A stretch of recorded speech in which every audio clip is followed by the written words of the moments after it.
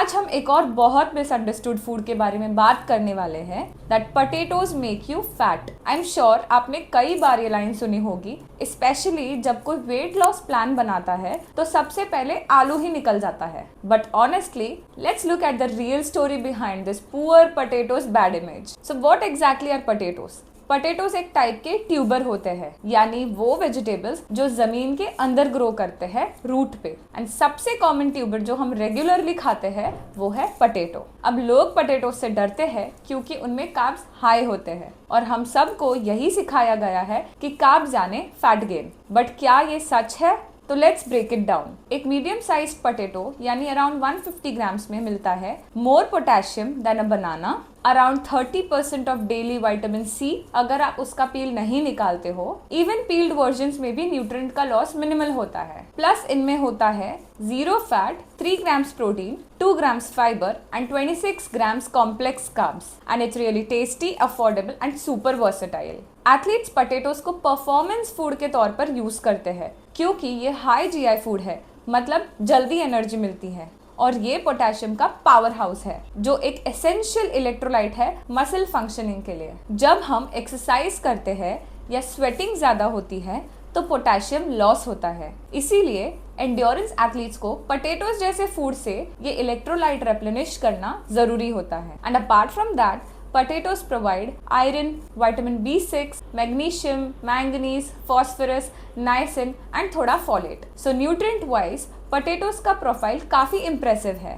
How to eat potatoes the right way? So yes, potato का glycaemic index यानी GI थोड़ा high होता है। तो अगर आपको ब्लड शुगर इश्यूज है तो क्वांटिटी कंट्रोल करना बहुत जरूरी है।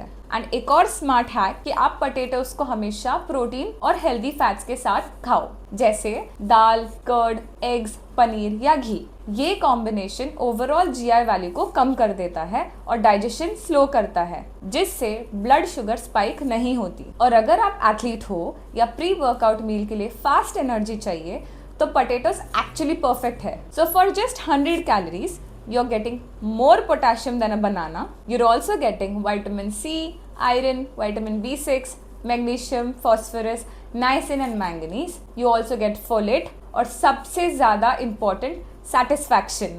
अब बॉइल्ड पोटैटो ले लो, थोड़ा नमक, मिर्च और मसाला डाल दो और ये हो गया एक simple nutritious meal. So problem क्या है? अब असली प्रॉब्लम पोटैटो से नहीं है, उनके प्रेपरेशन स्टाइल से है। जब आप पोटैटो को डीप फ्राई करते हो वेजिटेबल ऑयल में और बना लेते हो फ्रेंच फ्राइज या चिप्स, तब शुरू होती है प्रॉब्लम। फ्रेंच फ्राइज और मार्केट के पोटैटो चिप्स सिर्फ फ्राइड नहीं होते, वो वेजिटेबल ऑयल्स में प्रोसेस्ड, सॉल्ट लोडेड और केमिकली फ्लेवर्ड होते हैं। तो अगर आप पूछो क्या पोटैटोज फैट बढ़ाते हैं, तो उसका आंसर है नो।